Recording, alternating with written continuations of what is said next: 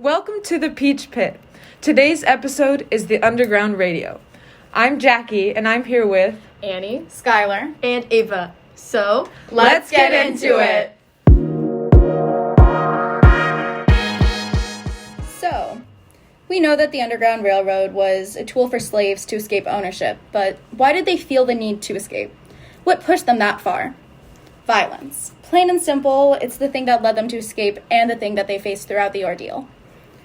So, life on plantations was really rough. They worked sun up to sundown, 6 days a week. The food sometimes wasn't even suitable for animals. It couldn't even be called animal slop. And a lot of them lived in small shacks with dirt floors and minimal to no furniture. And just imagining the sleep that they got, horrendous. I don't get a lot, but I get a lot compared to them, most likely. So a lot of them had cruel overseers. They were paid based off of how much work the slaves did. So sometimes to get the slaves to complete more work, they resorted to lashings and physical punishments. Domestic slaves tended to have it better most of the time, and they often didn't associate themselves with plantation slaves because of the treatment that they got and the different social statuses that they developed because of their treatment. As they attempted to escape the violence surrounding them, they were faced with even more violence coming from those seeking their capture, such as slave hunters and the police that were legally obligated to apprehend them. The Fugitive Slave Act of 1850 was part of the Compromise of 1850, which was made to diffuse a political confrontation between slave and free states over new territory and their slave status. Slaves ended up having to return to their owners even if they had escaped to a free state. And this was technically not applicable to slaves that had been freed by their owners and were officially free men. But they did face the possibility of being recaptured and given to a plantation owner that falsely claimed ownership, as their word held more weight than a slave or even a free black man. And then the federal government was also legally responsible for finding, capturing, and returning slaves. So slaves didn't only worry about slave hunters, but they also had to worry about the police as well. Absolutely terrifying. Yeah. With the people surrounding them, they didn't know who to trust. Right. They couldn't really trust anyone. Yeah. Especially just being called the Fugitive Slave Act. That makes them sound like if you run away, you're a criminal. Mhm. Like Exactly. there's no good There's option no in that. in-between. Exactly. Yeah. And then if a person aided in a slave's escape, they faced a potential fine and potential jail time. And many slaves, when returned, faced extreme punishments like amputation, whippings, brandings, hobbling, and other acts. Just, it's inhuman what was done to them. And Yeah. exactly. Oh my gosh, yeah.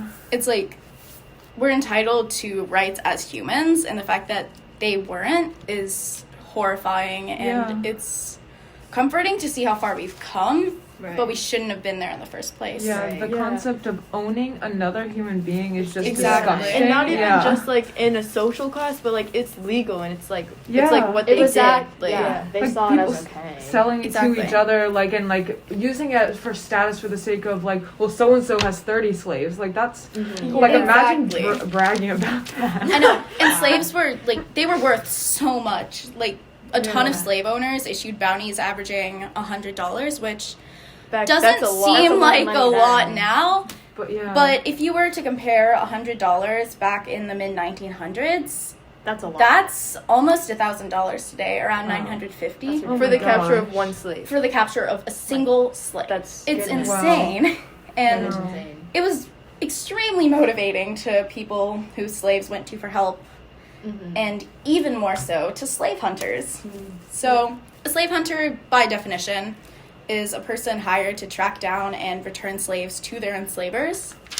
And with the Fugitive Slave Act, they could get warrants so much easier. Their job was way more valuable and easier to complete, and they were so much more motivated due to the giant bounties. Like, who doesn't want $1,000? I am a student. I am very broke. I don't have time to work. I want $1,000. Yeah. I wouldn't do that. But I'm just saying. But people think they're entitled to it. Like, Right. that's like something Exactly. like rightful for them to do. So Right. it's Exactly. And then there was so much competition with slave hunters, though it did decrease due to them conscripting and, like, in the Confederate Army. You know, Civil War. We love that. So they used a lot of methods to try to catch slaves, a lot of tracking, and they loved to use bloodhounds Oh, man. that they dubbed Negro hounds. Oh my. Okay. Yeah, I know. Wow. It's a bit scary. So the hounds weren't just imported for tracking, but they were also imported for their strength in apprehending slaves. A slave owner, Bennett H. Barrow, kept a detailed diary and frequently mentioned how the hound's importance and skill, and the terrible violence, that they could inflict. They escaped Yeah. slavery just to be chased by this. Wow. Honestly, I can't imagine how they wouldn't be in a constant state of fear. Like, Yeah. no, there's 100%. no way you can No. feel like safe. exactly. Like, you don't No feel like rest, you you can can't turn sleep. your back. Yeah. You can't Exactly. go anywhere without feeling like you're being watched or Yeah. gonna get caught. Yeah, Like, fair I to know. say they had adequate motivation to Yeah. leave. Yeah. I know. To find the Underground Railroad. 100%. Exactly. The definition of sleeping with one eye open. I know. Yeah. But honestly, I think one thing that's crazy is that, like, Mhm. how severe the, like, slave hunting and, like, escape was, I assume, like, majority in the South, considering, like, the want for freedom in the North. You know, it's, like, crazy. Exactly. If you're Yeah. helping someone, but you happen to live in the South, you know, you're going to Right. get in trouble as well. Exactly. Meanwhile, the North is like, hey, we already realized this is terrible.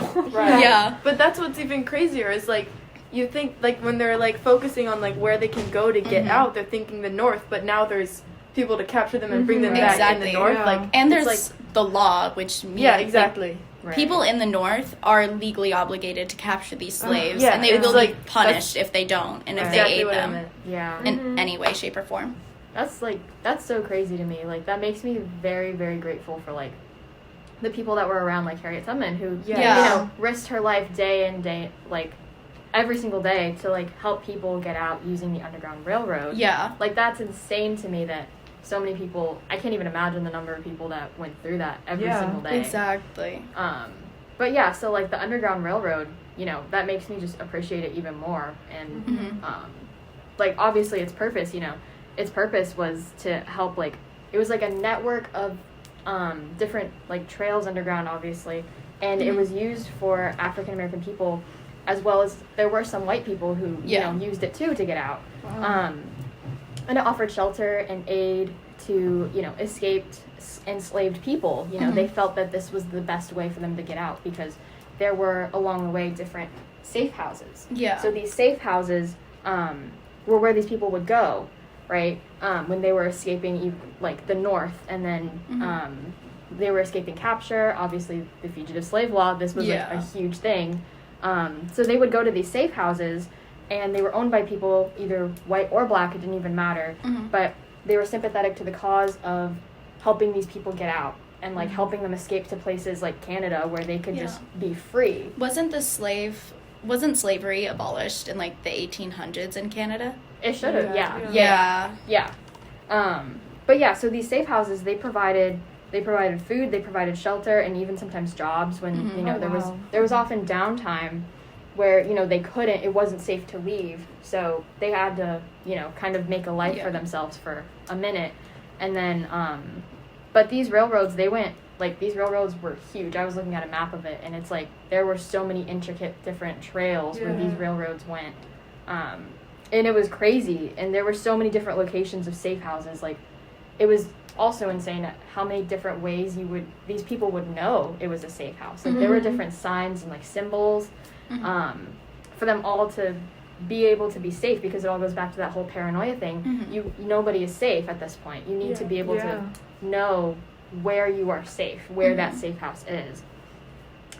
So, like, sometimes there were signals to the fugitives when it was safe to cross certain land features, like certain rivers at night. Like, there were Yeah. only certain Mhm. times in the day or times at night when they could go safely, and so there would be those symbols again. Mhm. And then you know. So there were people who helped these enslaved escape, and so they were often called either conductors or engineers, which kind of ties into the whole railroad. Yeah, exactly. Like conducting or like showing them where to go. And then often there were also like the enslaved people, their key word or like their name was either a passenger or cargo or goods, which when I was reading that, I thought that was like very cool, but also very sad because it's these people are literally, you have to keep them so hidden that you have to call them cargo. Exactly. And like a passenger on like a railroad that doesn't even exist, like they're, you know. Yeah. So, but there were all of these different places to stop where there were safe houses, and they were called the stations. And so, but the safe houses were basically just a place for them to stay until they could get outside and get around U.S. Borders and escape into places where they could be free, like Canada and Mexico. So those were all just like the Underground Railroad was just a huge way to get to freedom for all of these people, and it's insane to me that so many people got free. And and they traveled all the way from the south up to the north and vice versa. Exactly. The fact that they had to go on that long of a trek and risk their lives every day. Yeah, and like these safe houses, I imagine they probably harbor multiple escapees at a time. Yeah. And this was just like clarify what you said, this was just like someone's house that was like wanting to help. Right. That's like a lot to risk in where you have to like legally that's not allowed, and like there's multiple probably. I mean, I'd imagine living there if you have to like seek for them. Yeah. Exactly. Like, didn't they have hidden rooms and everything too? Yeah, there were hidden rooms. There were tons of like, there was just a lot of secretive. Yeah, it was very kept under wraps. It sounds crazy, but that's like a necessary precaution. Exactly. I was even reading an article, and it was saying that even today, they're still just now finding all of these different safe houses. Oh, wow. Yeah. There's like tons of different safe houses all over, like on this East Coast, where people are finding, like that was a safe house, and they can tell because there were like the different lanterns. So incredible. Even that's just how secretive it was, and that's how important they were. So it's really impressive, actually, quite incredible to think about. And when you do more research about like the symbols and codes that you were mentioning, because they had all these great plans developed so that like safe house, like just like allies and the slaves themselves would be able to communicate without like hunters like realizing what's going on. Right. And it's really impressive because they had a whole bunch of different code words and phrases, as you mentioned. Like I did see one that was like, it was saying like a bundle of logs was another way to like reference like a bunch of like slaves that they were like they would bring them in like wagons underneath a bunch of stuff. And so when they would like get to a house like along the trail along the railroad, and like they'd see like a lighted lantern in the window or something, like that would symbolize all clear, like it's safe to come. And there were different sets of knocks that like coded series of taps that would symbolize different identity of like this is like I'm a slave, let me in, or no, it's not safe, and like also songs and other like phrases just to symbolize like stay hidden, or like okay, it's clear. And one of the biggest ones that I find one of the most impressive was the quilts. And so the safe house owners would hang these quilts from their houses, each square representing different things. And so they'd use like a collection of different fabrics and shapes of fabric to to make different patterns. And some of them were called like monkey wrench, crossroads, log cabin, bow ties, flying geese, drunkard's path, north star, and tumbling blocks. And so those were some of the common ones. And they would mean different things. And so, for example, the one flying geese, like it was like a specific set of like triangles and rectangles, and it'd mean like follow the geese north or whatever. But it was really like, it's really complex as very like intricate. as a modern day person to understand, because like obviously for the slaves it meant a lot of different, had a different meaning, whereas now we're like, well, what geese are you following? Like, what if there are no geese out? It's like imagining how many symbols and things that they had to learn. Like I struggle to learn another language, and they have to be fluent in one. It's insane. Exactly. And also one thing, it's like, well, how are they teaching this? Like, how do the safe house owners and the slaves know this, but like the hunters don't? Well, so like when they were like on plantations, seamstresses would like, they would make all these quilts, and they would like hang them up, and they would like teach all the slaves, and they would like sit there for like hours and hours and hours memorizing these patterns, so that when they're on the path, they see that, and they see like, oh, that's what that means, like, okay, we can go stay there, or like safe house coming up, or you know, it's really incredible what these people would do, and it's really impressive that like they were so good at not getting caught, you know. I know. And I mean, it just goes to show like how much, obviously, if it could be undone in an instant, but like how like such experience can unite everyone, like everyone's looking out for someone else, like you want to help them understand like the codes and the symbols, and just like get them to safety as well. Like it's really, it's like, I don't know, they just looked out for each other.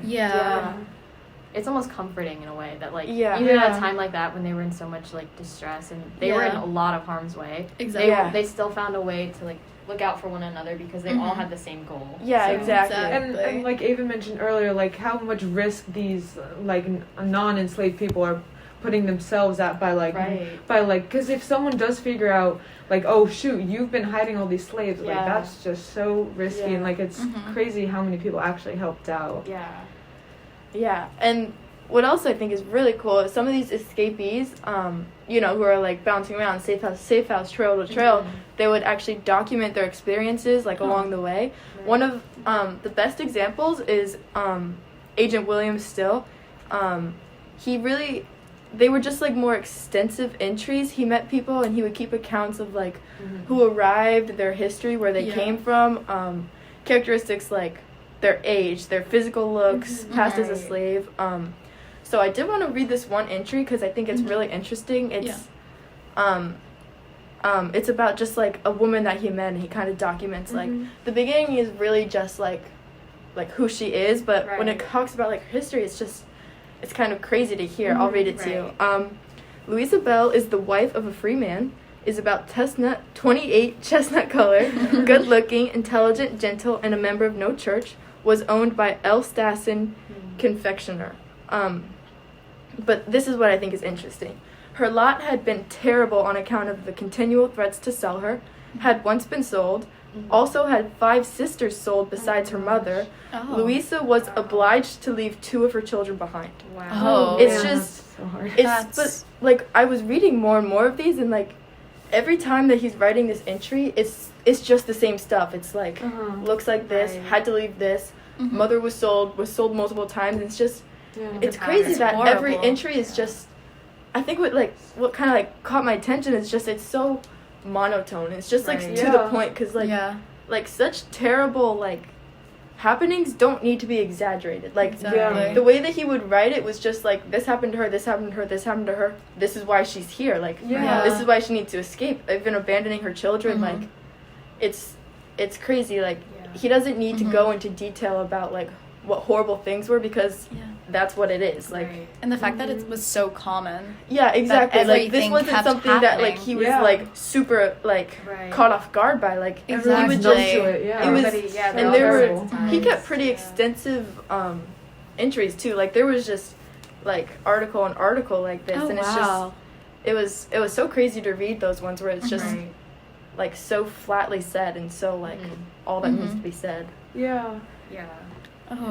But even like, I mean, there's like definitely like some diaries that I found just like that, but there's some other ones that are like, I mean, like that's kind of how you understand like some of the codes we were talking about, like the safe houses, like why they were escaping. Like a lot of that stuff came from diaries, which is makes them pretty critical and like understanding what happened. Exactly. Very, very helpful to understanding what they like went through from firsthand accounts, and just so much to learn. It's a true primary source.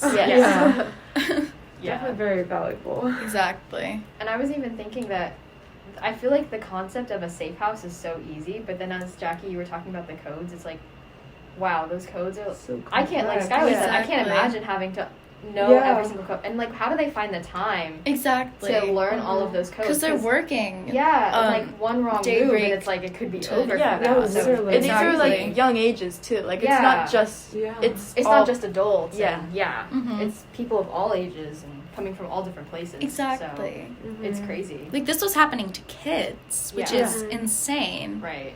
Yeah. Like, I can't imagine being in that situation. No, I feel really so can't. lucky to be where I am. Yeah. Agreed. 1,000%. Yeah. Agreed. Yeah. Yeah. It's a crazy topic. I It know. is, yeah. But it's definitely worth talking about because Yeah. I feel like, definitely one, as we just said, makes you appreciate so much more what you have now. Exactly. But also it's just like crazy to think about the evolution of how like values and morals of people and like understanding Right. of like human rights. Like what's acceptable Exactly. and Yeah. what's not. It's crazy that, like what you were reading, Ava, it's like they're completely desensitized to all of this happening. Exactly. Like, as he's writing it, it's like it's a pattern. Like, he's just so, it's like, honestly, if Yeah, he didn't know the true. person, he could probably still write that about them. Like, Exactly. Exactly. Like, they're just so used to it, and it's really That's sad. that's Mhm. exactly what I was like trying to get at, where it's like these all are just like entry after entry of like the same like Yeah. just like straight to the point Right. entry Mhm. where it's like He doesn't this even is need this to is something describe- that Yeah. they were so familiar with, and it was Right. like Yeah. just Mhm. what happened. Yeah. Like, he doesn't even need to talk about the situation. Yeah. He can just write Yeah. that. Yeah. Because everyone knows it at this point. Yeah. Yeah. I wonder what it would have been like to have a conversation with like an escaped slave or whatever, like years after the fact, after Right. escaping, because Yeah. it's like I wonder if they're like, so. I wonder how like touchy it is, or if Yeah. they're like, or if there's like a moment of pride, or that Right. they got Mhm. through Yeah. it, or if like Right. it's, Yeah. or if they're just like, no, please ask, I love to educate. You No, know? yeah, It would be I so can see incredible. Either of those. Yeah. Yeah. Yeah. I feel Definitely, like it, everyone would have a Mhm. different. Yeah. Oh my gosh. But I Like, feel like they'd all have such a PTSD. vivid memory, or like they'd Yeah. have a clear Yes. memory of it. I Like, that's agree. like definitely something you don't forget. You know? Yeah. Like every little sound, I feel like they would remember. Yeah. Mm-hmm. And I've seen a video, I don't know, like on YouTube, where it was like Holocaust survivor and Yeah. Nazi, like Mhm. like to have a discussion. I would love to see like slave hunter escape Oh, slave. yeah. Like, that I would. can't imagine. That, Yeah. Oh my gosh, that would be so, because it's crazy the way like people grow up under Yeah. like certain influences. Mhm. It's like if you like were born into like The Confederacy. yeah, the Confederacy, thinking it's okay, like these That's people the are other bad. thing. This is Exactly. just like They how don't they know live. better. Like Yeah. most people growing up, they Exactly. didn't even think to question it. Like Yeah. this is Mhm. that This was is just what life. they were used to. Yeah. Exactly. And the poor slave children growing into I'm inferior That's- because I yeah, am that's from my exactly. family. Yeah. Yeah. Everybody's just like emotionally like stunted in some Mhm. way. Yeah. Yeah. And it's really sad. Traumatized. Yeah. Yeah. No. Yeah. Yes. But It's truly a shame how like embedded it has been. Obviously, Yeah. like we don't necessarily like own and work like force people to work in the same Right. sense, but like it's just crazy what it's like now. That Mhm. there's Mhm. still just the same roots, yeah. Yeah. agree. racism and everything. Yeah. No. All I know is that we have learned so much from the experience, Right. especially through all of the diaries. Yeah. Mm. And the lessons we've learned and the amount of growth we've gone through to Right. try to make it right and try to Yeah. prevent it from Mhm. happening again. Right. And we still have issues. It's not perfect, but like it's not making perfect, its but way. it's better. Right. Exactly. And as long as we Progress is keep needed. Yeah. progressing, Yeah. as long as we keep fighting for progression, I think we'll be fine. Yeah. We'll be fun one day. Yeah, One it'll get day. there. It'll get there, little by little. Mhm. Yep. There's always people like Harriet Tubman to help lead the way. You know. Yes. so- Exactly. And we can take her lessons, take them to heart, Mhm. and just Apply run them with it. differently. Yeah. Yep. Mhm. Yeah. So, I guess that was the Underground Radio. Thanks for joining us at the Peach Pit. Tune in next episode. Okay. See you later.